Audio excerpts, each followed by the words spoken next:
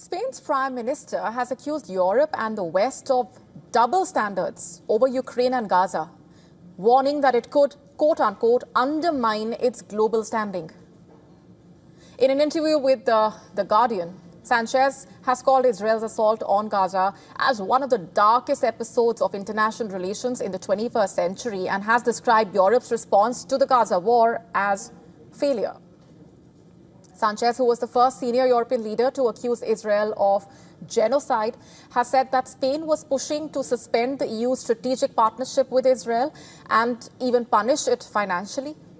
Perhaps the strongest statement that he made was on the United States. Sánchez warned that US President Donald Trump had tried to dismantle the very rules-based order America once built after World War II.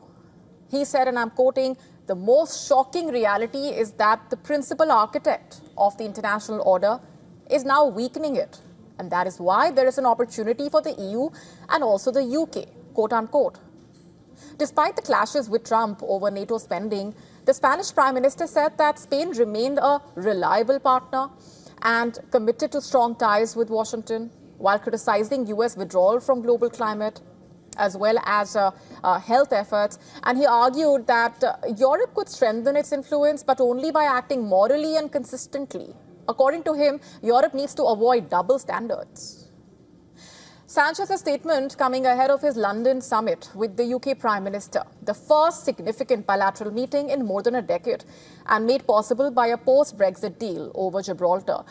But what Sánchez has said is true of the criticism that has come Europe's way to an extent. When it comes to confronting the tragedy unfolding in Gaza, critics have pointed to a rather uncomfortable truth that Europe's response to Israel's bombardment, including its staggering humanitarian impact, lacks the consistency once so ardently displayed when it was Ukraine that was facing Russian onslaught.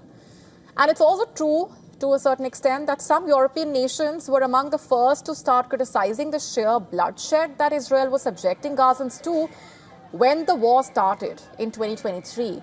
But it is changing.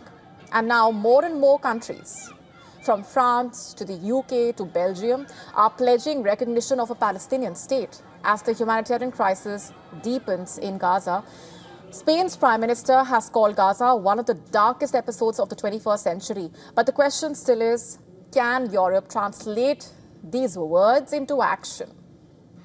Can it forge a united front on Gaza and affect real change on the ground?